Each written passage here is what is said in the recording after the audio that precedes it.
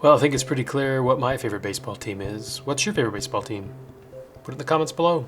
Let's talk baseball. So far, my team's having a kind of a hit and miss season. So already got a no-hitter in the bank, not in a good way. So, anyways, but today we're talking about cybersecurity. So why don't we just get started with that?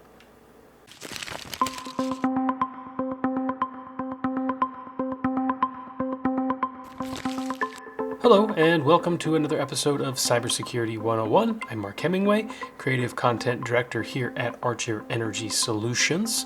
Today, we're going to talk about internal controls. It's a pretty straightforward concept, but I kind of want to dive a little deeper and just kind of learn a little more about internal controls. If you're not familiar with how this show works, I use ChatGPT to help me learn. So I ask ChatGPT questions, and it gives me answers.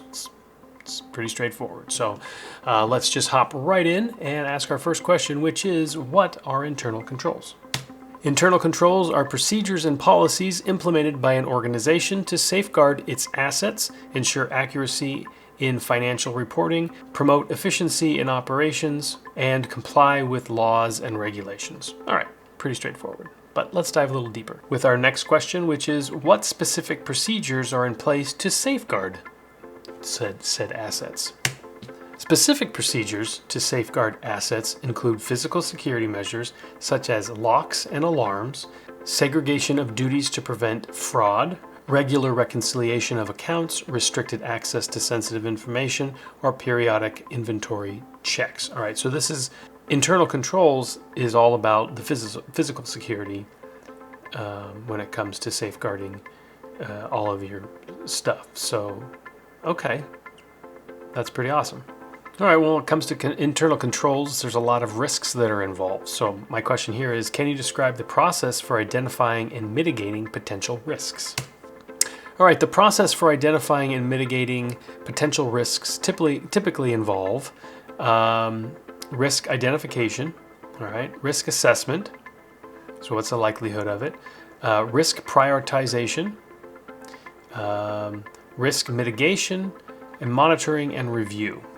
Regularly review and update risk assessments to adapt to changes in the business environment.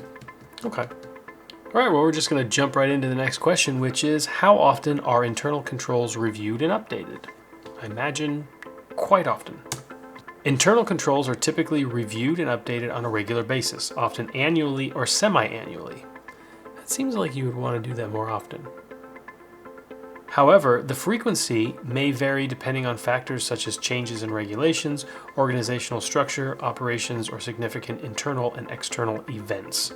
All right, so normally if everything's just going as usual, then, every 6 months to a year, or if things are changing, if there's new updates and stuff to things, then you might want to do that, or if like an employee leaves or things like that, you might want to, or a new employee comes on, maybe not for that, but I don't know. Speaking of employees, how are employees trained to understand and adhere to internal control procedures? All right, so they're trained to understand with initial training. Okay, that makes sense. Ongoing training. So you start off with the training, but then you keep them up to date by continually training them and continually making sure that they are up to what all the changes are and everything. So documentation, supervision and feedback, communication, and compliance monitoring.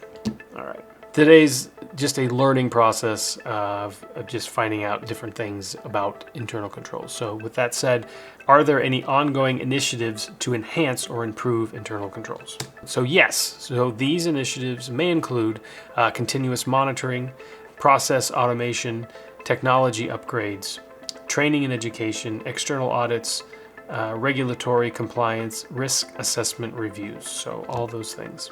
There is a lot that goes into internal controls. There's a lot of information about it, a lot of things that I can't even scratch the surface and talk about. But I just kind of wanted to do a little bit of an episode on internal controls and just kind of, what they were and just kind of scratch the surface, just because I was kind of interested in learning more. We did a couple episodes of Direct Connect recently about internal controls that we discussed about.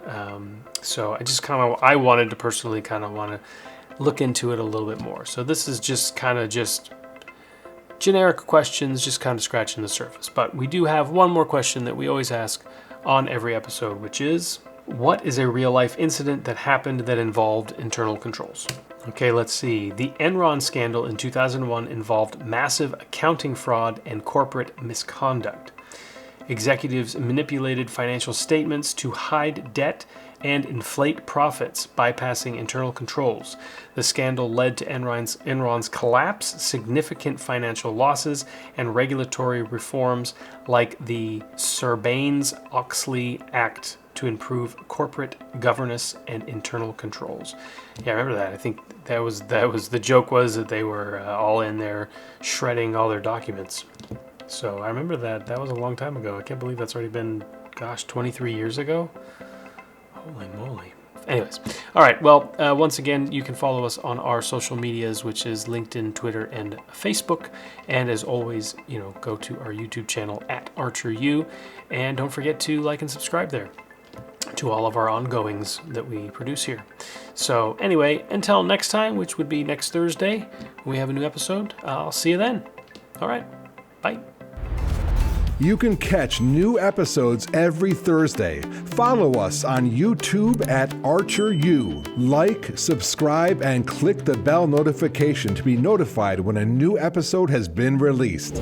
Is there a question or a topic you'd like Mark to address on an upcoming episode of Cybersecurity 101? Leave them in the comments below and check back in every Thursday for a brand new episode.